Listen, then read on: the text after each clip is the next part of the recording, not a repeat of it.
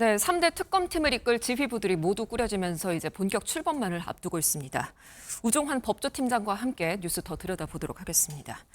자, 우 기자, 이제 각 특검팀 인선이 마무리됐으니까 준비는 모두 다 끝났다고 보면 되는 겁니까? 네, 일단 특검을 이끌 특별검사와 특별검사보까지 이 지휘부는 구성이 끝난 겁니다. 네. 하지만 이 파견검사 그리고 수사관을 받는 작업 그리고 사무실 정비 단계가 남았는데요. 이 부분은 아마 이르면 다음 주까지 끝날 걸로 전망됩니다. 그럼 이제 마무리가 되고 특검이 가동이 될 텐데 수사가 시작되면 가장 주목할 부분이 어떤 게 있을까요? 이 앞선 리포트에서 힌트가 나왔는데요. 네. 바로 윤석열 전 대통령입니다. 정확히 말하자면 윤석열 전 대통령 신병 확보 경쟁 이렇게 말할 수 있을 것 같습니다. 새 특검에 모두 윤석열 전 대통령이 걸려있기 때문이군요. 네, 그렇습니다. 윤 전 대통령은 내란 특검과 김건희 특검, 최혜병 특검 모두의 수사 대상에 포함이 돼 있습니다. 먼저 관련 발언들 한번 들어보겠습니다. 파렴치한 종북 반국가 세력들을 일거에 척결하고 자유 헌정 질서를 지키기 위해 비상계엄을 선포합니다. 김영삼이 그냥 사선위원회에다가 경선 때도 열심히 뛰었는데 좀 해주지 뭘 그러냐. 내가 하여튼 상현이한테 내가 한 번 더 얘기를 할게. 걔가 공관위원장이니까. 제가 진짜 평생 은혜 잊지 않겠습니다, 대통령님. 최상병의 가족들과 똑같은 그런 안타까운 마음으로 열심히 진상규명을 할 것이라고 저는 믿고 있습니다. 납득이 안 된다라고 하시면은 그때는 제가 특검하자고 먼저 주장을 하겠습니다. 먼저 이 내란 수사는요, 모두가 아시는 것처럼 비상계엄을 선포한 주체이기 때문에 윤 전 대통령은 수사 대상의 이 정점에 있습니다. 그리고 이른바 명태균 게이트로 촉발된 공천 개입 의혹은 김건희 특검의 수사 대상이고요.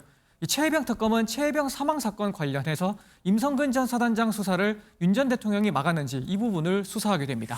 그럼 각 특검팀마다 윤 전 대통령을 먼저 소환하기 위해서 발빠르게 움직일 것 같다는 예상도 드는데요. 네, 맞습니다. 물론 특검이 무턱대고 윤 전 대통령을 그냥 부를 수는 없고요. 네. 일단 차근차근 증거와 관련 진술을 확보하는 게 우선이 될 겁니다.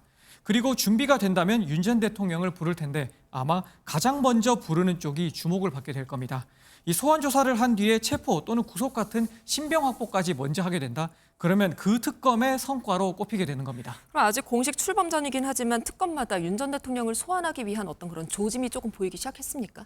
일단 모든 특검이 겉으로는 다른 특검의 일정과 상관없이 원칙에 따라 수사할 거다 이렇게 얘기는 하고 있습니다. 네. 하지만 저희가 취재한 내부 분위기를 보면요, 미묘하게 다른 특검이 얼마나 진도를 나갔나 의식하는 분위기도 읽히고 있습니다.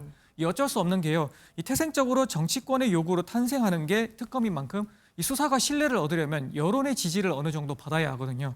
이 여론의 지지를 얻으려면 결국 성과를 보여줘야 하는데 윤 전 대통령 신병 확보 이거는 가장 확실하게 보여줄 수 있는 성과가 되는 겁니다.